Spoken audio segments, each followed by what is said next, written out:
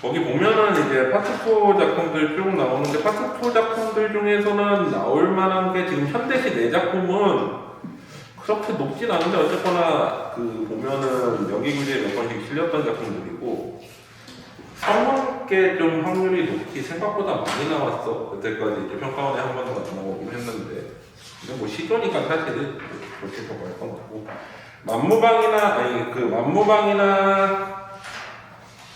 잠깐만 거기 오타 하나 있다. 봐봐 3페이지 봐봐 작가가 만무방이 아니라 작가가 김유정이고 제목이 만무방이야. 네? 바뀌었지. 뭐요? 어디요? 몇 번? 그 3페이지에 보면 9번에 네. 작가가 김유정이고 소설 제목이 만무방인데 아, 네. 제가 잘못 타이핑했어.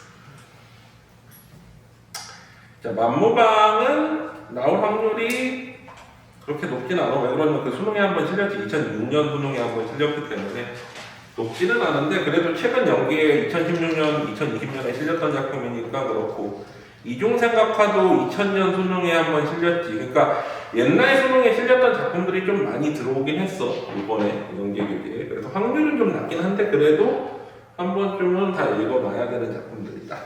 자, 뒤로 가보자. 3페이지 초혼부터 나갈게요. 자, 김소울의 초혼은 사실 우리가 발상법 배울 때 되게 많이 나오는 작품인데 발상법이라는 게 뭐지? 우리 보통은 작품의 창작 과정을 보면은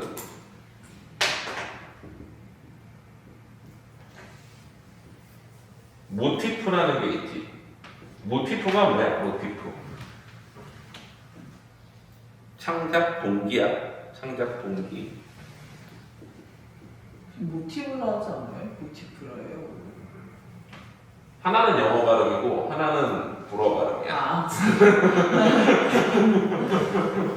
모티브가 불어 발음이지. 모티프가 영어 발음인가? 모티브가 영어. 모티브가 영어 발음이고 모티프가 불어 발음인가? 하여튼 라틴어 발음인가 불어 발음인가 둘 중에 하나야.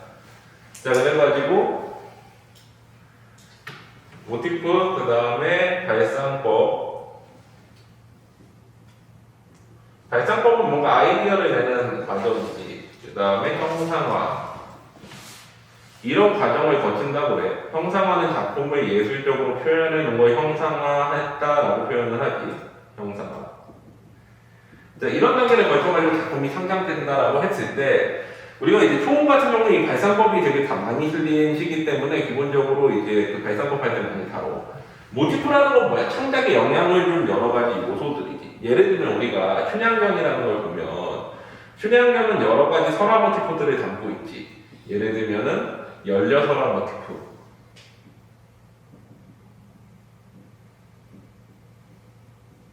혹은 아메너사 설화 모티프,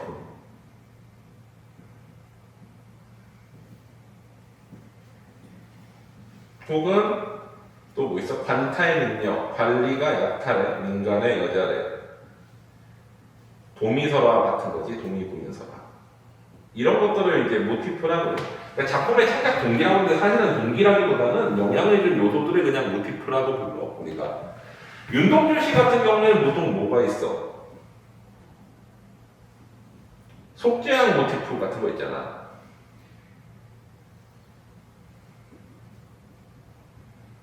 속죄양 모티프는 뭐야? 자기를 희생해서 인류를 구원하는 예수 그리스도의 어떤 희생을 나타내는 거지. 원래는 옛날에 이제 그 유대인들은 자기가 죄를 지으면 뭐를 대신 죽여? 양을 대신 죽여가지고 이제 자기 죄를 사해달라고 얘기를 했는데 신한테. 근데 어느 날 이제 예수가 나타나가지고 예수 그리스도가 나타나가지고 내가 대신에 희연하게 희생하겠다. 십자가에 못 박히 대신에 양 대신에 나를 믿으면 너희의 죄를 사해주겠다. 이게 이제 속죄양 모티프잖아. 뭐야? 자기 희생을 통해서 인류를 구원하는. 윤동주 씨에는 그래서 뭐가 있어? 자기 희생 모티프가 있고 그거를 통해서 민족을 구원하겠다는 의지가 나타난다고 해가지고 속죄양 모티프가 들어간다고 그러지. 그러니까 모티프라는 건 어떤 창작에 영향을 준 요소들을 모티프라고 해. 자, 이 초혼이라는 거는 영혼을 부르는 장래의식의 일종이야. 그래서 이 초혼이란 시도 초혼 자체가 뭐겠어? 장래의식의 일종인 초혼 자체가 모티프가 되겠지. 이 작품에 영향을 줬을 거 아니야. 초혼이라는 건 뭐야? 사극 같은 데 보면은 죽은 사람이 입던 옷 들고 올라가가지고 지붕 위에서 이제 서쪽을 향해 이름 부르지. 본 적 있어? 이렇게 옷 흔들면서 누구누구 돌아오라 보옥 이러거든? 그게 이제 효원이야. 진짜로 내가 죽으면 박선호 보옥 이러면서 이렇게 흔들어. 그런 게 이제 초원 의식인데, 자, 초원 모티프를 가지고서 작품을 창작한 거지. 자, 이 시는 초원 모티프를 가지고서 작품을 창작했다라고. 물론 시 창작한 사람이 정말 모티프 발상법 형상화를 지키면서 창작을 했느냐, 그러진 않았겠지. 그냥 솔직히 그냥 생각나서 대충 썼을 수도 있지만, 문학평론가들은 그러면 어느 날 갑자기 작품이 뚝 떨어졌어요. 이렇게 가르칠 수는 없으니까. 그래서 이 작품 모티프를 가지고서 이제 어떻게 작품을 표현할 것인가의 다양한 발상법이 나오는데, 발상이라는 건 뭐야? 아이디어를 만들어내는 과정이지. 이 작품을 어떻게 새롭게 보이게 할 것인가. 우리 보통 발상법은 뭐라고 하냐면 낯설게하기라고 해. 무슨 얘기냐? 이 세상에 새로운 건 아무것도 없는데 그냥 새롭게 보이게 하는 거야. 예술은 새로운 걸 보여줘야 되는데 사실 새로운 게 얼마나 있겠어, 이 세상에. 그러니까 새롭게 보이게 바꾸는 것을 발상법이라고 통상하는데 여러 가지 방법들이 있는데 사실 대부분의 발상법들은 이제 어느 정도 굳어져가지고 그 중에서 특히나 이름이 붙은 것들이 있어. 교과 과정에서 이름을 붙여가지고 밝히는 것들이 있어. 역으로 생각해보면 예술을 정말 하는 문예 창작과 같은 애들은 이런 걸 배우면서 저건 쓰지 말라고 배워. 왜? 굳어졌잖아. 그건 뭐야? 이미 고인물이라는 거고 예술이 아니라는 거지. 새로운 게 아니라는 거야. 그 발상법 자체는. 근데 오히려 이제 문학을 가르치는 문학 교육하는 국어 교육과 같은 데에서는 이런 거 이름 붙여서 많이 가르치지. 이게 발상법이야. 이렇게 이름을 붙이면서 종류를. 그 대표적인 세 가지가 뭐야? 우리 많이 들어봤는 객관적 상관물. 혹은 감정이입. 혹은 추상적 관념의 구체화 따위가 대표적인 발상법 종류지. 이런 거는 그러면 어때? 이름이 이미 붙었잖아. 그러면은 현대 문학에서는 이건 예술이 아닌 거야. 이런 거 쓰면 사실은. 왜? 너무 흔한 거니까. 새로운 게 아니지. 하지만 이제 교육과정 쪽에서는 이런 것들을 되게 많이 가져와서 이제 쓰지. 자, 객관적 상관물이라는 건 뭐야? 원래는 정서를 대체할 사물을 찾는 것이 객관적 상관물이야. 원래는 엘리엇이라는 문학평론가가 셰익스피어 희곡 분석하는 과정에서 셰익스피어 희곡에 나타나는 정서적인 표현들은 사물로 대체된 경우들이 많다. 그래서 이제 객관적 상관물이라는 표현을 처음으로 썼는데, 우리 문학에서 가장 잘 나타난 객관적 상관물은 요번에 이제 그 수능 특강에 들어온 거 있어. 서울 1964년 겨울이라고 나중에 어차피 실어줄 건데 읽어본 적 있는 사람. 세 사람이 나와. 세 사람이 대학생이랑 공무원이랑 그 다음에 도서 외판원, 책 팔러 다니는 사람이 나오죠. 거기 보면은 세 사람이 같이 어느 날 이제 술 마시다가 만나, 갑자기. 만났는데 이제 도서 외판원이 막 엉엉 울면서 자기가 이제 술값을 다 내겠대. 내 얘기 좀 들어달래. 보니까 도서 외판원 아내가 죽었지. 죽었는데 너무 가난해서 그 아내 시신을 대학병원에 판 거야. 팔고 돈을 받았는데 이 돈을 도저히 쓸 수가 없는 거지. 죄책감 때문에. 그래서 이 돈을 그냥 지금 술 먹으면서 다 써버리고 싶대. 그래서 대학생이랑 공무원이 좋다 콜 그래가지고 셋이 같이 계속 술을 마셔. 1차, 2차, 3차 가다가 이제 통금지가 가까워지니까 이제 갑자기 택시 타고서 소방차 따라가자고 해서 소방차 따라가가지고 불 구경하다가 불에다 남은 돈을 던져버려. 자, 그러고 난 다음에 도서에 파는 돈이 없잖아. 그러니까 이제 뭐라고 해? 대학생이나 공무원한테 우리 어디 가서 밤을 새야 되는데 그 여관이나 뭐 호텔 모텔 같은 데 들어가자. 그래가지고 이제 대학생가가 돈을 내줘. 그래서 셋이 들어가는데 이제 그 도서에 파놓은 나 너무 외로우니까 셋이 같이 방 썼으면 좋겠다. 근데 이제 대학생이 눈치채고서는 그건 좀 별로인 것 같고 그냥 각자 방 씁시다. 그래서 각자 들어가. 그 다음날 아침이 돼. 아침이 되니까 이제 대학생이 공무원 방에 와가지고 문 두드려. 막 두드리고서는 뭐라 그래? 빨리 도망가자. 역시 그 사람 자살했다고. 자살할 줄 알고 있었다고. 그 도서에 가서. 그래서 대학생이 먼저 도망가 버려. 그 주인공이 누구냐면 공무원이야. 공무원은 이제 자기 혼자 방에 있다가 대학생이 빨리 도망가자고 그냥 가버리고 나서 이제 어떻게 해야 돼? 도서에 파놓은 그 정량까지 술 같이 마시고 막 했는데 자살했대. 연루되면 경찰에 막 불려가고 할 거 아니야. 그러니까 어떻게? 거기 벗어나야 되잖아. 하지만 양심상으로는 또 어떻게 해야 돼? 그렇게 할 수가 없지. 이 갈등을 뭘로 표현했어? 거기서? 기억나? 유정아? 개미. 개미가 방바닥을 기어오는 것이 보였는데 그 개미가 내 발을 붙잡을 것 같아서 나는 얼른 발을 옮겼다. 뭐 이런 식으로 끝나지. 그게 대표적인 객관적 상관문이야. 화자의 망설임의 정서를 나는 망설여가지고 갈까 말까 고민했는데 이렇게 써놓는 것보다 개미가 와서 내 발을 붙잡을 것 같아가지고 여기에 어느 걸 빨리 떠났다라는 표현이 얼마나 잘 쓴 표현이야. 그런 게 객관적 상관문이야. 이해돼? 근데 이런 게 되게 예술적인 표현인데 이제는 어때? 객관적 상관문 해가지고 아예 이름 붙이고서 갖다가 넣어버렸으니까 이제 예술이 아닌 거지. 왜? 너무 흔한 표현이 돼버렸으니까. 그래서 보통은 정서를 대체하는 사문인데 이게 수능에서는 정서가 투영된 사문이라는 표현을 좀 많이 써. 동사, 정서가 거기에 들어가 있으면. 예를 들면 뭐 이런 거야. 홀로 흔들리는 갈대, 외로움이 들어가 있는 것 같지. 이런 것들이 객관적 상관문이야. 이걸 형상해 놓은 거라고 보는 거지. 자, 그 다음에 또 감정이입은 뭐야? 어떤 정서 중에서도 누구의 정서야? 화자나 서술자의 정서.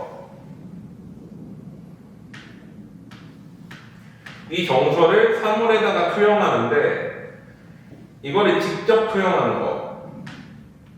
직접이라는 건 뭐야? 두 가지지. 정서 표현이나 정서 행동을 갖다 넣어야 돼. 일단 사물에 들어가 있는 정서가 화자의 정서와 일치해야 되는 게 첫 번째 조건이고 두 번째 조건은 직접적인 정서 표현.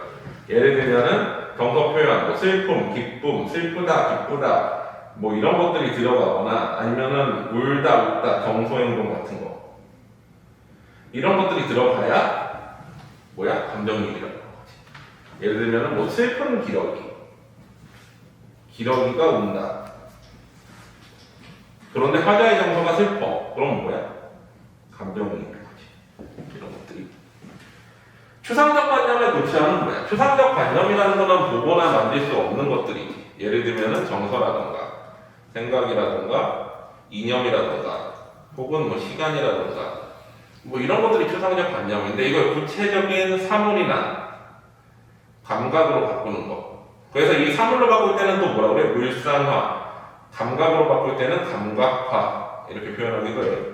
예를 들어 볼게. 푸른 슬픔. 슬픔인데 푸른 색이 있어? 없지. 근데 이런 것들 추상적 관념에 구체하게. 또 삼인고 송민고 같은 데에서 이 몸에 쌓은 죄가 첩첩이 쌓였으니 이 몸에 죄가 첩첩이 쌓였대.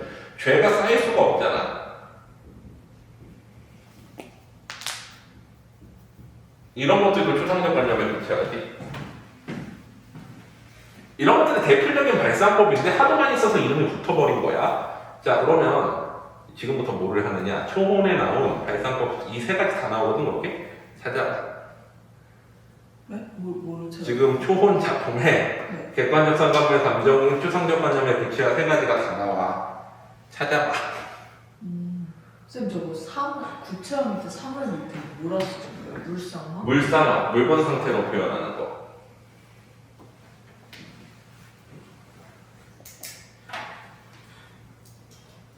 요런 표현들이 세 가지가 다 나와. 초혼에 지금 찾아봐봐. 초혼에 나오는 객관적 상관물, 감정이입, 추상적 관념의 구체화.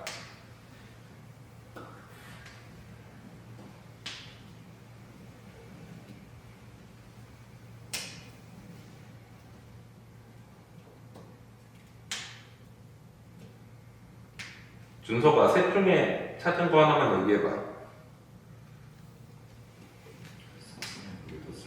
그치? 사슴의 무늬도 슬피운다 뭐야? 셋 중에 뭐야? 감정이지. 이게 형상화인 거지.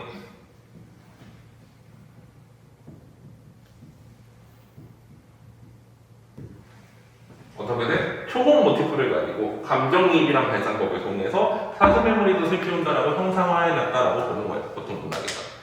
물론 그리고 이렇게 형상화된 작품을 분석하기 위해서 또 사용하는 게 뭐야? 우리가 흔히 배우는 수사법 내지는 표현법이라는 거지. 수사법은 원래 말을 잘하기 위한 공식에서 가져온 건데 이거를 이제 분석할 때 사용하기도 하지. 어때? 이런 거는 의인법. 왜? 사슴이 올 수가 없다라고 생각하지. 정서를 가지는 건 인간의 특성이라고 생각해 문학에서는. 또 운다라고 했으니까 무슨 법도 돼? 현재형 선어말함에 사용했으니까 현재법도 되지. 이런 식으로. 자, 유정아, 객관적 상관물이나 추상적 관점의 구체 어디에 나오니?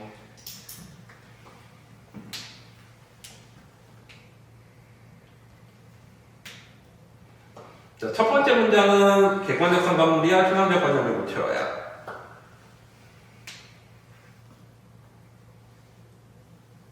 이름이 부서질 수가 없지. 이름은 관념이잖아. 근데 부서졌대. 뭐야? 물상화 시켰지? 산산이 부서진 이름이요.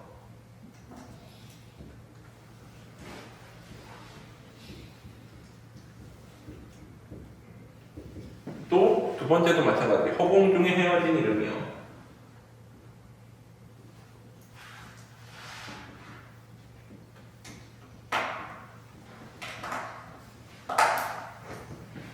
자, 그러면은 은송아, 수사법에선 이거 뭐라 그럴까? 반복했으니까 반복법. 혹은 형태, 문장 형태 비슷하니까 대꾸법도 되고. 이름을 불렀네? 무슨 법? 도노법. 그 다음에 느낌표 찍었네? 영감법. 이런 식인 거지.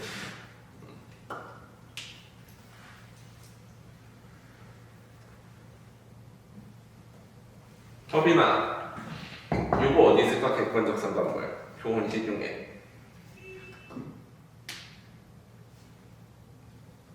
사실 넓은 의미에서 감정이입은 객관적 상관물에 포함되는 개념이지. 사실 감정이입이 있으면 이거는 객관적 상관물이 포함하는 개념이긴 해, 이렇게. 근데 사실 우리가 보통 객관적 상관물이라고 부르는 거는 이것만 얘기해. 감정이입을 제외한 나머지를 객관적 상관물이라고 보통 부르고, 감정이입은 감정이입이라고 부르지. 자, 거기 보면은 홀로 떨어져 나가 앉은 산 위에서라는 표현 나오잖아. 떨어져 나가 앉은 산. 어떤 느낌이야? 외로운 느낌 있지 않아? 네. 근데 이거는 어때? 감정이입은 아니지. 왜? 슬픈 산, 우는 산 이러지 않잖아. 그럼 뭐야? 감정이입은 아니지. 객관적 상관물이야. 자, 이거는 뭐야? 합의법이지.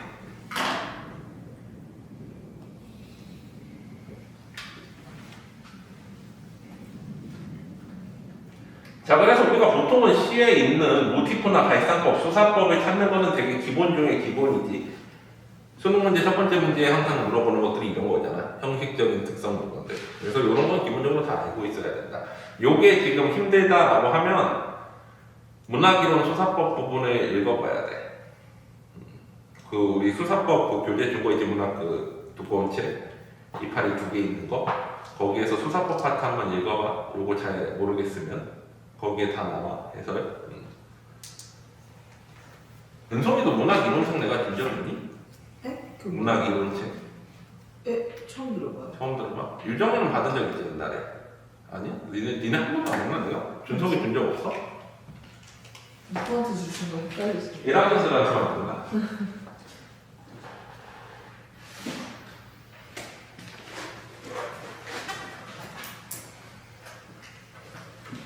이거 그 개념의 나비효과 같은 그런 책인데 이론만 싹 다 들어가 있는 거예요. 원래 이제 2013년 이전에는 문학이 어려워가지고 문학이론에 싹 다 정리해놓은 교재들이 많았어. 근데 지금은 다 없어졌지. 문학이 쉬워가지고. 근데 니네들 다시 어려워지잖아. 그래서 사실 이런 것들은 1학년 때 끝냈어야 되는 내용인데 내가 아마 니네 2학년 때 그 맡으면서 패스하고 넘어간 것 같아. 그럼 이거 어떻게 해요? 다 읽어봐요. 어떻게 할까? 사실 다 읽을 수는 없으니까. 끝나고 뒤에 조금씩 해줄게 내가 그러면 앞으로. 아, 그래요? 그게 나을 것 같아. 요거 다 그런 데에서 나오는 내용들이거든. 사실 작품 하면서 중간중간 설명하기도 할 건데 시간 날 때마다 조금씩 보고 해줄게. 들고 다니고 문학할 때 조금씩 수사법부터 필요한 파트를 좀 정리 좀 해줄 테니까. 일단 됐지 여기까지.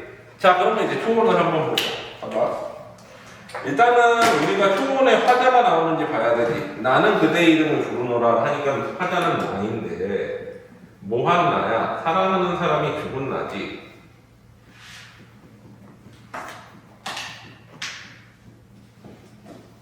그래서 초본 모티프를 가지고서 시를 쓴 거잖아.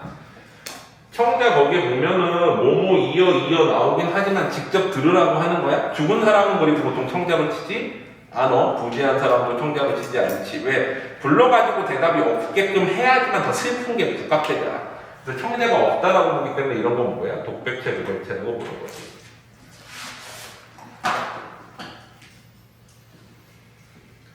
바라보는 대상은 사랑하는 그 사람이지, 사랑하던 사람.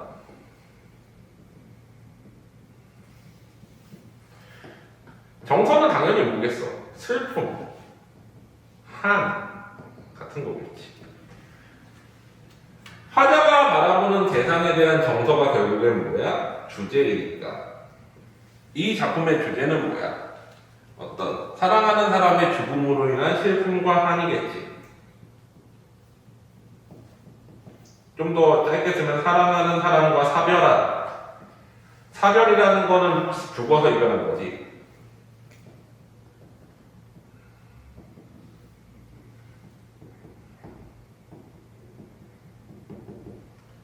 이렇게 되지.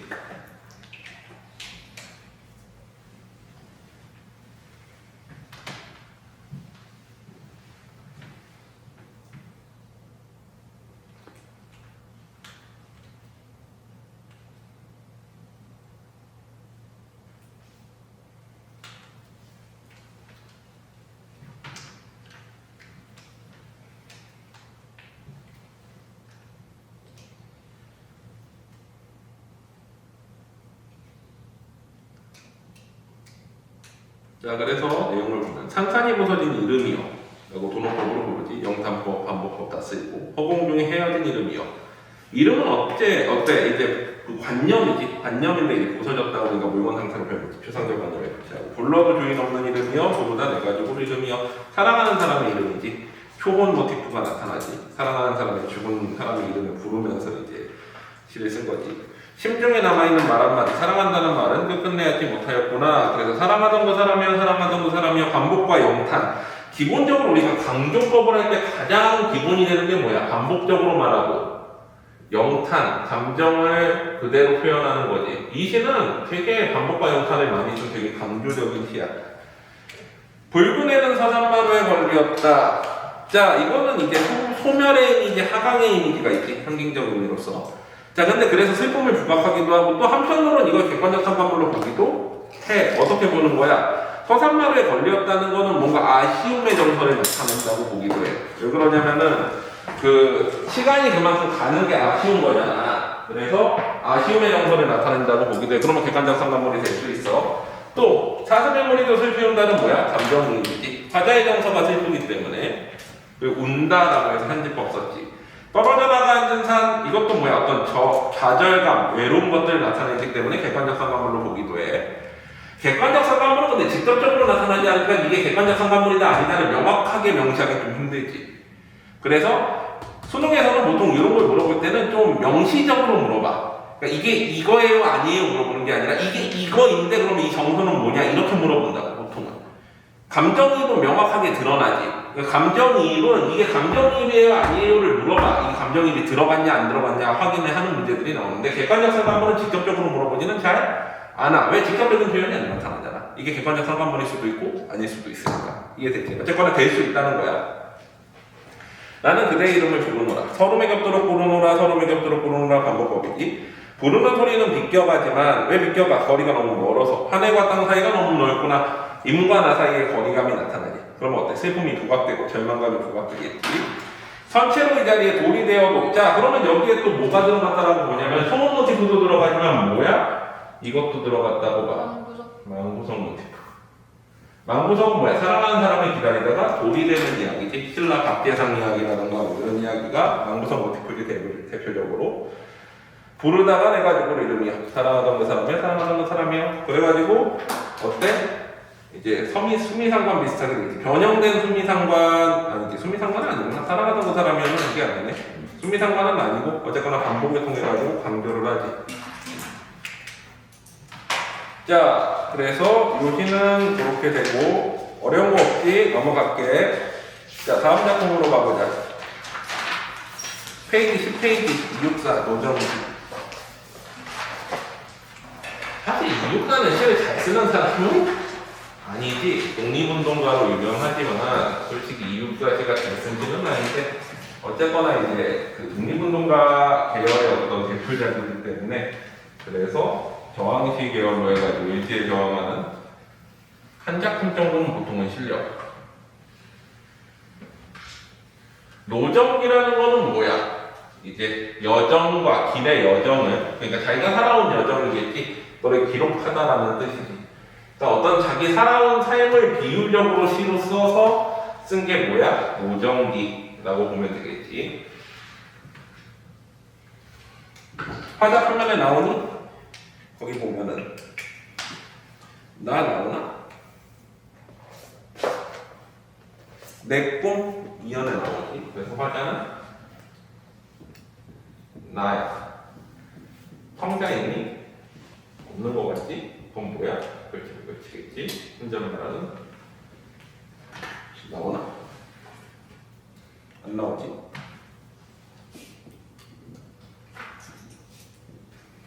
자, 바라보는 대상은,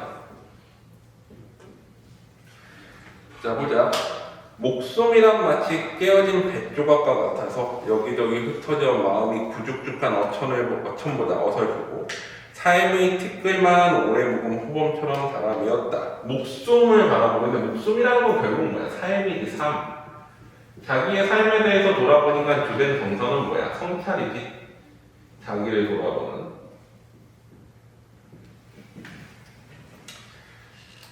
자, 근데 목숨이 어때? 깨어진 뱃조각 같대. 뭔가 부정적인 거지. 이 삶이 부정적인 거야. 힘들어.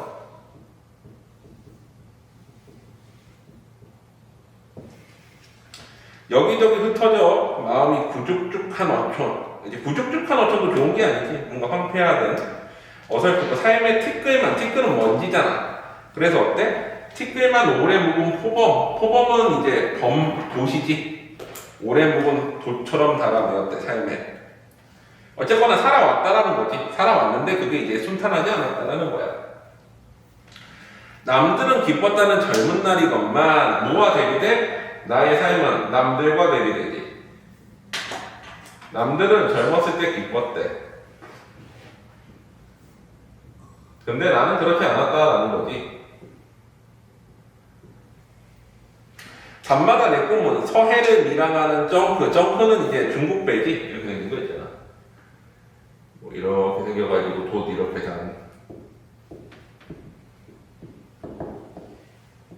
이렇게 단 게 정크지. 그래서 정크와 같이 소금에 절고 조소에 부풀어 올랐다. 역시 어때? 힘겨운 삶을 살아왔다라는 거야. 항상 흐릿한 밤, 암초를 벗어나면 태풍과 싸워가고. 무슨 뜻이야? 자기를 이제 배에 비교했으니까 암초를 피해가고 또 태풍과 싸워가고 힘겨운 삶을 사는 거지. 전설에 읽어본 산호는 구경도 못하는 그곳은 남십자성도 비춰주지 않고. 산호도나 남십자성은 뭐야? 희망이나 뭐 이런 거지. 나의 힘듦과 대비되는 게 뭐야? 그러면은 산호나 산호섬이나 여기 보면 산호도라고 나오지. 혹은 남십자성. 이런 것들은 뭔가 희망 같은 거잖아. 이런 것들을 본 적이 없다라는 게 항상 절망스러운 힘겨운 삶이라는 거야. 쌤, 저 산호도 남신거진 옆에 뭐라 써있는데? 응? 희망? 산호도, 남십자성, 희망. 그러니까 희망이 보이지 않는 삶을 살아왔다는 거지. 쫓기는 마음, 지친 몸이길래 그리운 지평선의 한숨에 기어오르면. 지평선이 그립대. 그럼 지평선도 뭔가 이런 거겠지. 희망, 이상, 뭐 이런 거겠지. 그리움의 대상. 시궁치는 열대 발목처럼 발목을 오였었다. 이것도 뭐야? 자신의 발목을 붙잡는 암담한 현실에 나타내겠지. 새벽 밀물에 밀려온 거미야. 거미는 어때? 자기 자신과 동일시하는 대상이야. 자신의 삶과 동일시하는. 다 사각 빠진 소라 껍질에 나는 붙어왔다. 그래서 어때? 그렇게 힘겹게 살아왔다라는 거지. 먼 항구의 노정에 흘러간 생활을 들여다보며 먼 항구에 흘러들어간 배처럼 나는 살아왔다라는 거지. 암초 태풍 거치면서. 그러니까 여기서 사실은 거미 그리고 정크 같은 것들은 뭐를 의미하는 거야? 자기 자신과 동일시하는 대상이고, 남들과는 다르게 힘들게 살아왔고 지평선도 산호도 남십자성도 없는 상황에서 계속 살아왔다. 나의 삶은 그 노정을 기록한 기록인 거지. 그래서 주제는 뭐야? 어떤 고달픈 삶에 대한 성찰. 자신의 살아온 고달픈 삶에 대한 성찰. 그러면서도 어때? 어떤 독립을 향해 살아온 삶에 대한 어떤 그 회상 이런 거일 수도 될 수 있겠지.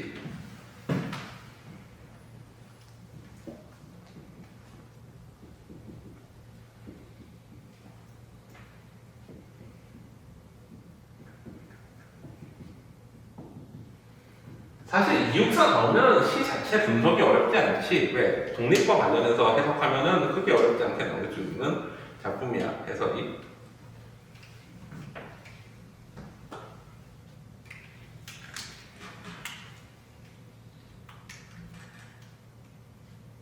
됐니? 좀 가까운 항구에서부터예요? 응? 가까운 항구에서부터. 우라지오 가까운 거에서. 자, 우라지오는 어디야? 블라디보스토크야. 아, 어디냐면 몰라요, 선생님.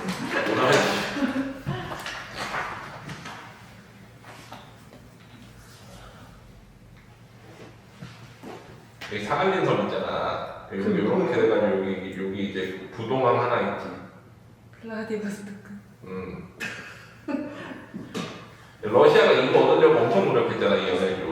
왜 그러냐면 태평양 쪽으로 진출하고 싶은데 맨날 이쪽은 바다가 얼어버리니까 항구로 쓸 수가 없단 말이야. 블라디보스톡에 뭐가 있어? 극동함대 본부가 있지, 러시아. 그래서 이제 여기를 나중에 이제 그 베이징 점령했던 그 사건 뭐냐? 그 서부 세력들이 베이징 점령하잖아. 청나라. 기억나? 몰라요. 세계사는 전혀.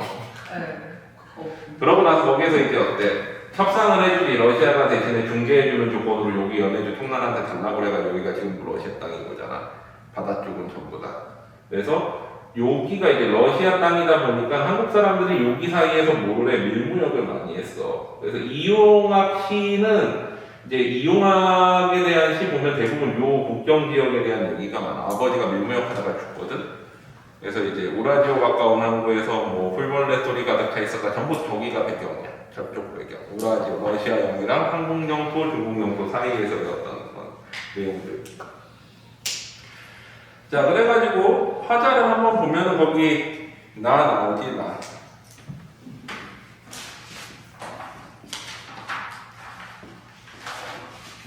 성격은 따로 없지. 그렇게.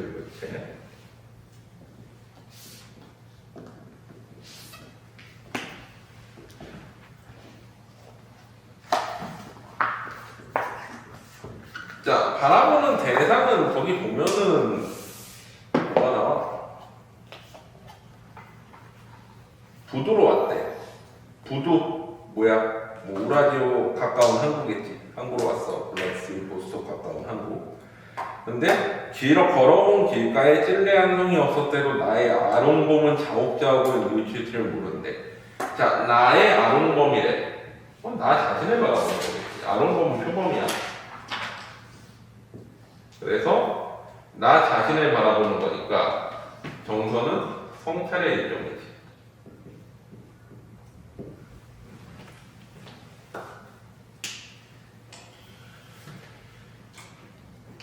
자, 그리고 거기 보면은 이제 과거 회상을 하지.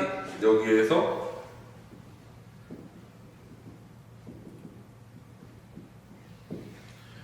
과거 회상을 하고 그 다음에 우라지오에 대해서 이제 다시 얘기를 하고 있지.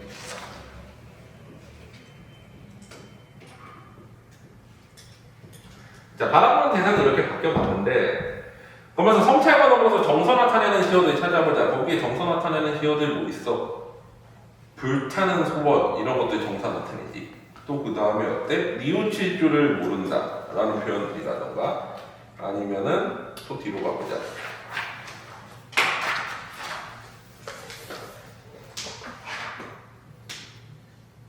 거기 보면 귀성스럽다 뭐 이런 거라든가 아니면은 나이고 싶어 뭐 이런 거. 그리고 가도도 못할 우라지오. 사실은 여기서 제일 마지막에 나오는 가도도 못할 우라지오가 뭐야? 어떤 절망적인 상황을 나타내지. 그래서 성찰을 하면서 여러 가지 뭐 과거에 대한 나의 상황에 대해서 성찰, 과거에 대한 그리움, 그 다음에 또 뭐가 나오는 거야? 마지막은 우라디오에서 가도도 못하는 절망감. 우라디오는 사실 이국당이잖아. 그러면은 뭐야? 뭔가 이국당에서 방황하는 화자의 모습이 나타난다라고 볼 수 있는 거지. 이 작품 자체가. 그래서 주제도 뭐야? 어떤 과거를 회상하면서 고향에 대한 그리움과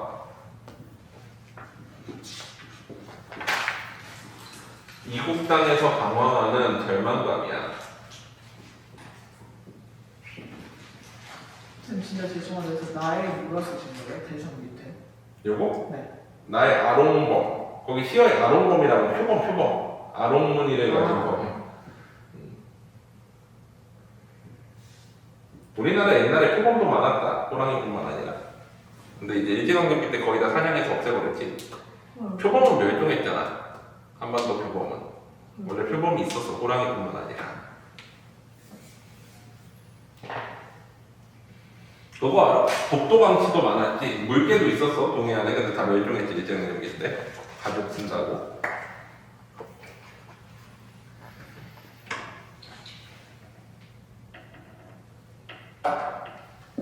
자, 그래서 내용을 보면 삽살개 짖는 소리, 눈보라에 얼어붙은 섣달근 등.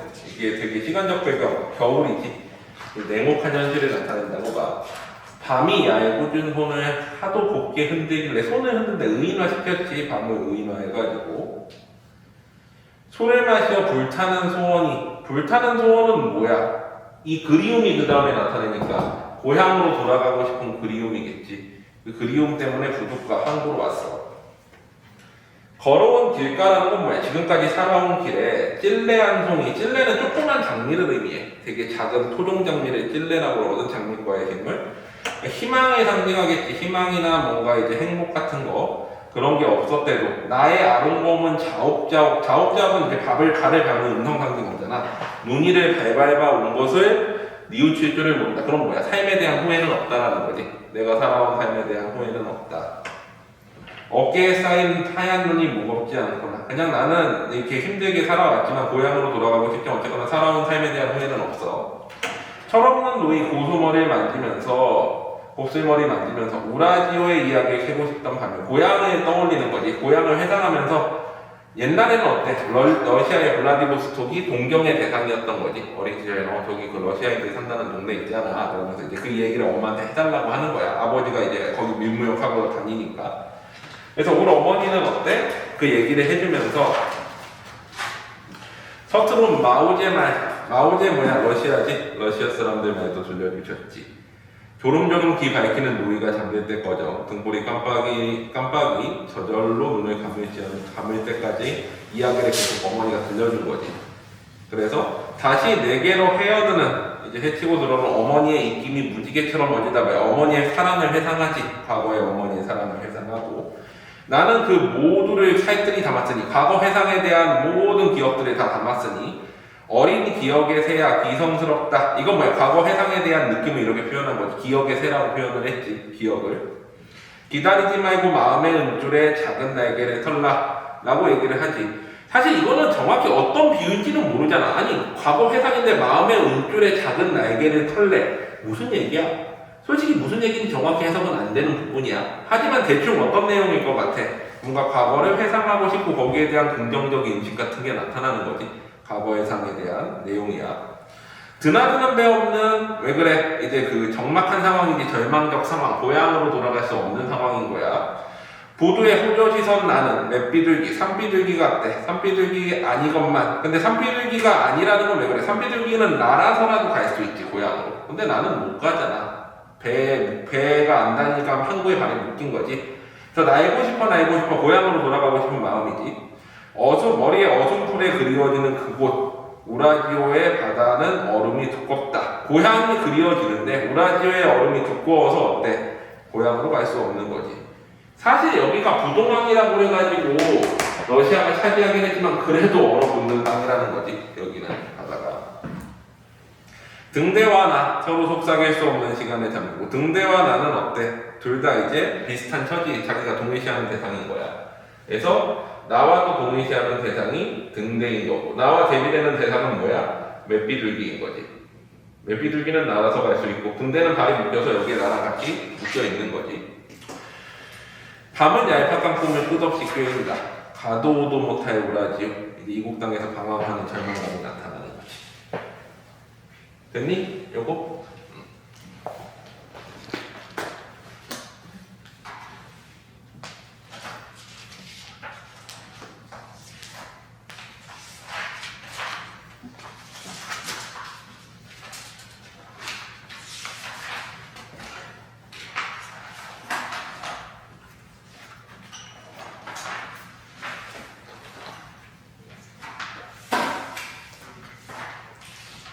다음은 32페이지 성탄제로 보자. 오자만 성탄제. 원래 성탄제라는 작품은 똑같은 제목으로 이제 김종길 성탄제가 있고 오자만 성탄제가 있고 두 가지가 있는데 김종길과 이제 산수유 열매 나오는 지고 이거는 이제 어린 사슴이 나오는 지인데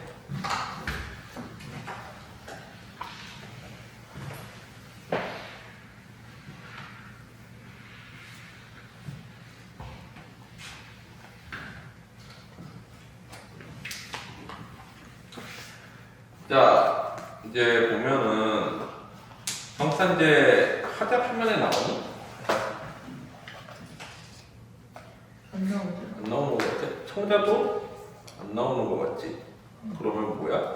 이미지 상황묘사를 해주시지. 성탄제라는 건 뭐야? 크리스마스라는 뜻이죠. 성탄절을 다른 말로 표현을 한 거지. 그래서 성탄절하면은 어떤 이미지가 있어? 예수의 탄생이지. 예수는 탄생하고서 노가 따라와 항상 언젠가 죽어야 되는 속죄양인 거지. 죽어서 어때? 인류를 구원해야 되는 거잖아. 그래서 항상 성탄제에는 탄생과 더불어서 뭐의 모티프가 같이 따라다니는 거야. 탄생과 희생과 그 다음에 뭐야? 구원의 모티프가 따라다녀.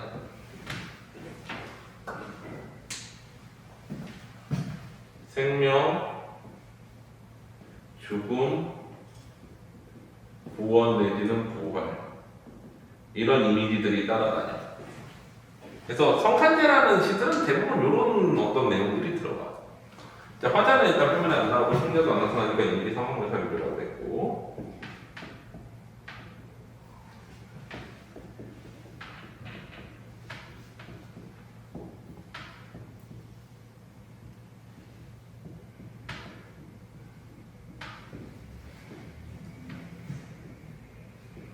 자, 바라보는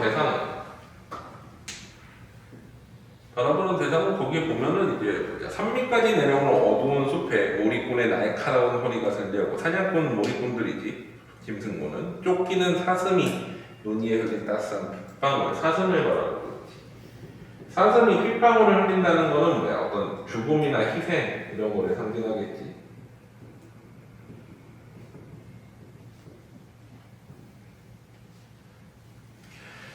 골짜기가 비탈을 내리며 넓은 언덕에 밤 이슬까지 뿔은 꺼지지 않고 사냥이 계속되고 있는 거지. 못 짐승들의 등 뒤를 쫓아 며칠씩 삶 속에서 잠자는 포수와 사냥개, 이 사슴을 쫓는 무리들, 포수와 사냥개. 폭력을 상징하겠지. 그럼 이 대비되는 사슴은 보통 뭐를 상징하는 거야? 순수를 상징하지, 순수한 존재. 나이 어린 사슴은 보았다. 나어리는 나이 어린의 줄임말이지. 오늘도 몰입꾼이 메고 오는 표범과 늑대. 이 포수와 사냥개는 사슴뿐만 아니라 모두 잡고 표범과 늑대도 잡을 수 있을 정도로 힘이 센 거지. 또 다른 희생양들이지. 희생양들.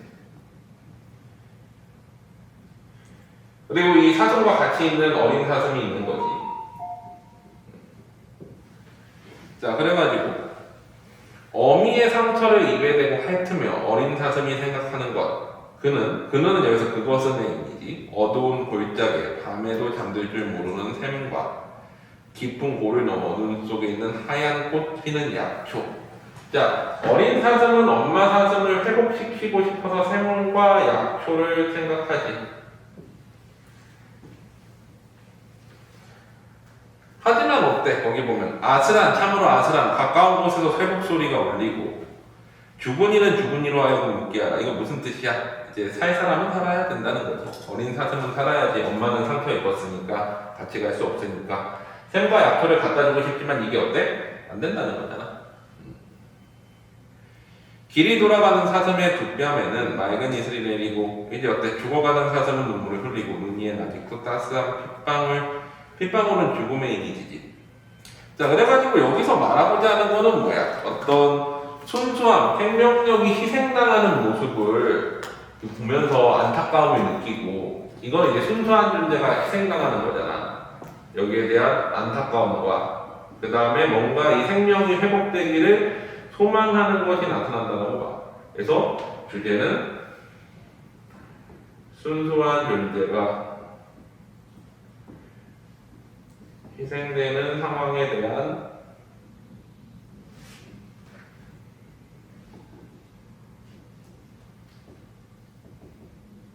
안타까움과 생명력 회복의 소망이지.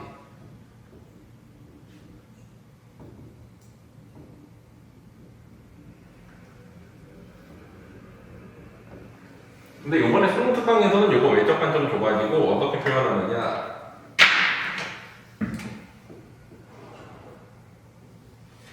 외적 관점 주면은 이제 시대적 관점 자체, 현실 일제강점기를 투영을 해.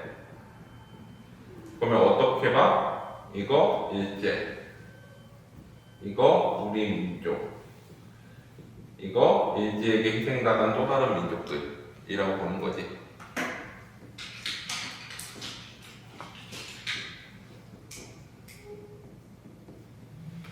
그래서 뭐를 희망하는 거야? 그러면은 어떤 독립에 대한 우리 민족이 회복되기를 소망하는 기원 이렇게 해석하기도 해. 이번 수능 특강에선 그렇게 실어놨어. 내용 자체를.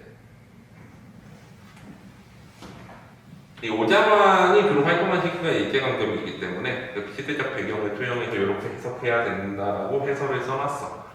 수능 특강 자체에.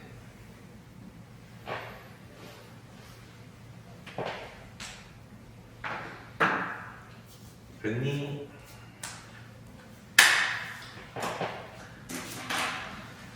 자, 또 다음으로 가봅시다.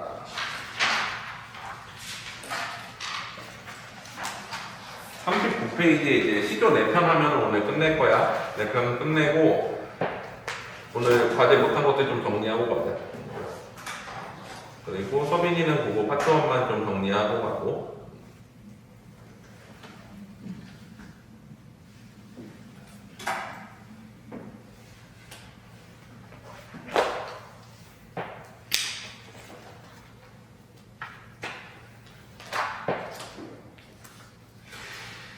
너 시조 돌릴래? 어떡할래?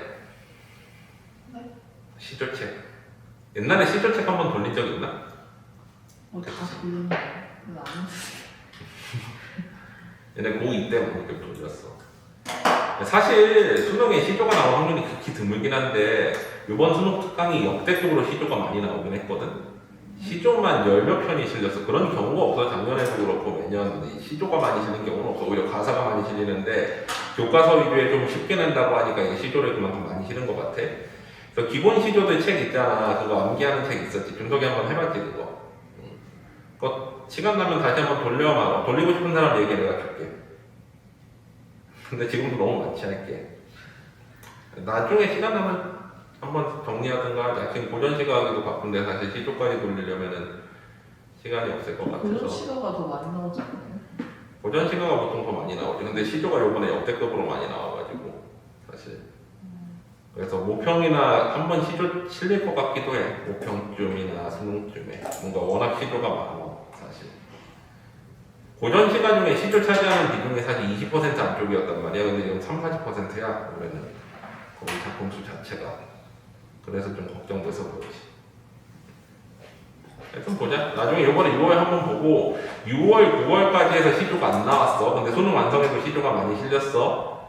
그러면은 수능 직전에 시조 좀 돌리자. 뭘 확률이 높으니까. 자, 한번 보자. 틀린 것들만 간단히 얘기해보고 가자. 사실 지난주에도 시조 있었잖아. 그치? 이번 주에도 시조야. 다음 주에도 시조야. 그런데 시조가 또 남아있어. 그만큼 많이 실렸어 이번에. 자, 이조노. 요거 구름이 무심탄 말이는 이제 신돈에 대한 시지. 신돈 누구니? 국민왕 때 이제 승려지. 국민왕 때 이제 그 국가개혁. 그러니까 두 가지 관점이 있잖아. 이제 개혁자냐, 요승이냐. 그러니까 좀 이제 나쁜 인간이냐, 아니면 개혁의 선두에 섰던 사람이냐. 그래서 귀족들한테 욕을 먹은 거냐. 근데 여기서는 뭐의 입장으로 쓴 거야? 얘 나쁜 놈이야, 얘 이상한 놈이야, 임금 홀려가지고 이제 그 이상한 짓 하려고 해 라고 생각하는 판단에서 이제 한 거지. 그래서 주제는 뭐야? 간신 신돈에 대한 풍자지. 간신 신돈의 횡포에 대한 풍자가 주제의식인데, 자, 풍자라는 게 뭐야? 풍자는 뭐를 풍자라고 그래? 비판적인 웃음. 그치. 비판인데 비판에 플러스 뭐가 들어가야 돼? 비유가 들어가야 돼. 보통 이거는 그래서 뭐를 가져오냐면 해학을 가져오는 경우들이 보통 많은데, 해학은 필수적인 요소는 아니야. 풍자는 예를 들면 우리가 막 그런 거 있잖아. 탐관오리를 뭐 두꺼비에 빗대고 똥에 빗대고 막 이런 것들은 뭐야? 그게 풍자인 거야. 우리 정치인을 뭔가 다른 대상에 빗대거나 이런 것들이 풍자야. 그래서 이 당시에서도 그런 게 있었는데, 보통 그러면 해학이 딸려오는데 여기서는 구름에 빗댔기 때문에 해학까지 딸려오지 않는다라는 거지. 구름에 빗댔다고 하면 웃기진 않잖아. 근데 뭐 탐관오리를 두꺼비에 빗대가 두꺼비가 막 뒤집어 자빠지고 막 이런 걸 표현을 하면 어때? 그건 해학이 있는 거지. 그래서 풍자야. 자, 구름이 무심탄 말이 아마도 허랑하다. 보통은 이제 구름은 우리 고전시가 예전에 정리했을 때 기억나? 자, 봐봐. 구름이 고전시가에서 가지는 의미 첫 번째, 배구는 뭐였어? 한가한 삶이지. 유유자적하는 삶. 청운은, 푸른구름은 청운지지. 그래서 벼슬길을 의미한다고 그랬지. 황후는 두 가지였지. 기억나? 유정아, 뭐니? 황후. 풍년이 등국익하고 전쟁의 기운을 의미하기도 한다고 그랬지. 흙먼지 피어오르는 것 때문에.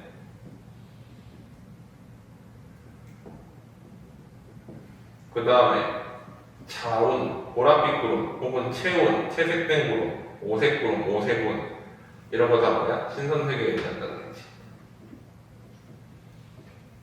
그 다음에 부운, 부운은 뜬 구름이지.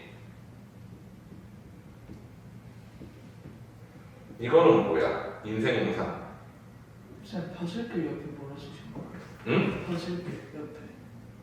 뭐라고? 벼슬길 옆에 뭐라 쓰신 거예요? 청운지지. 푸른 구름의 뜻. 이게 벼슬길에 대한 뜻을 나타내. 보통 높은 자리까지 올라가려는 의지를 나타내는 상징적인 표현이지. 그러니까 뭐 고전 시가 같은 데나 고전 소설 같은 데도 보면 청운의 뜻을 품고 막 이런 표현들이 나온단 말이야. 이거 다 벼슬길에 하겠다는 의지야. 마지막에 이제 그 열구름 있잖아. 이게 이제 그 200의 시에 나와가지고 유명해. 예전에 한번 배웠잖아. 한시에서 열구름이 뭐 의미한다고 해서 지나가는 햇빛을 가리기 때문에 간신을 의미한다고 그랬지. 그 모티프 가져와가지고 쓴 게 이거야. 그래서 구름 뭐야? 열구름, 간신. 지나가는 구름인데 려다가 가다라는 뜻이잖아. 혹은 살아가다. 그래서 지나가는 구름이 뭐를 가려? 햇빛을 가려버리기 때문에 간신을 상징하는 거고, 여기서도 그 모티프를 그대로 차용해가지고 어때? 구름이 무심탄 말이라는 표현을 쓴 거지. 간신이 의도가 없다라는 말이, 무심하다라는 거는 생각이 없다. 그러니까 무심하게 햇빛을 가린다는 게 말이 되느냐 이런 뜻인 거야. 의도적으로 햇빛을 가릴 거라는 거지, 구름이. 그래서 지나가는 구름은 간신을 상징해. 여기서도 그렇고. 자, 그래서 내용이 보면 구름이 무심탄 말이 의도가 없다라는 말이, 즉 욕심 없이 뭔가 한다는 말이 아마라도 호랑하다, 허무맹랑하다, 거짓말이라는 거지. 의도 있어가지고 뭔가 이제 임금의 어떤 햇빛, 임금의 은총을 가린다는 거야. 중천에 떠 있어서 임의로 다니면서 자기 뜻대로 막 다닌다는 거야. 횡포를 부린다는 거야. 구태여 광명한 날빛, 빛나는 햇빛, 즉 뭐야? 임금의 은총을 상징하지. 임금의 은총을 따라가며 덮어 가린다는 거지. 그래서 간신을 상징하지. 됐니? 다음으로 바꾸자. 자, 성혼. 40페이지. 말없는 청산이요. 이건 강호가도가지 기본적으로. 강호가도가는 어때? 자연에서의 삶을 추구하고 속세에서의 삶을 거부하는 태도로 나타나지.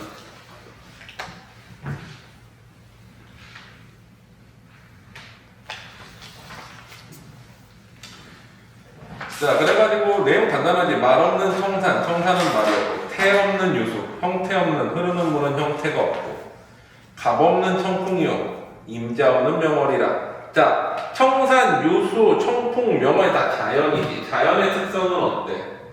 이제 거기 보면은 말 없고 태 없다라는 거는 뭔가 뚜렷한 형태가 없다라는 건데, 꾸밈 없다라는 거지. 꾸밈이 없고. 그 다음에 어때? 값 없고. 이제 누리는데 돈이 필요하지 않다는 거지. 비용이 따르지 않는다는 거야. 그리고 임자가 없지. 그래서 누구나 누릴 수 있는. 그래서 이 중에 병 없는 몸이 분별 없이 늙으리라. 그래서 이 대상과 어떻게 하겠다는 거야? 이 자연은 꾸밈도 없고 비용도 없기 때문에 하나가 되는 무라일체의 정서가 나타나지. 자연과 내가 하나가 되고 싶은 정서. 강호가도 가게 해야지. 특별한 내용 없지? 자, 또 다음으로 가보자. 여기 성훈 잘 기억해도, 성훈. 성훈이랑 같은 시대 사람이 누구야? 정철이야. 뒤에 보면 이제 그 나와 성훈에 대한 내용이 정철이 시조에 또 다다음에 실려있는. 정철하면 우리 떠오르는 게 뭐야? 술, 그리고 사람 많이 죽은 거, 그 다음에 시, 세 가지지.